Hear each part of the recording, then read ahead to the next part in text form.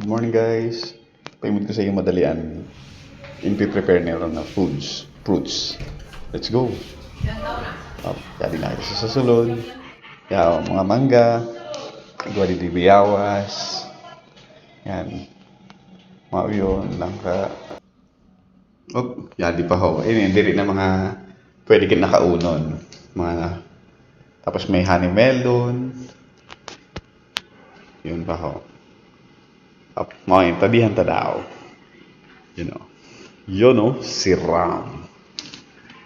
Payment kasi yan. Tama ba dito? Si Corky. Gusto man magayo.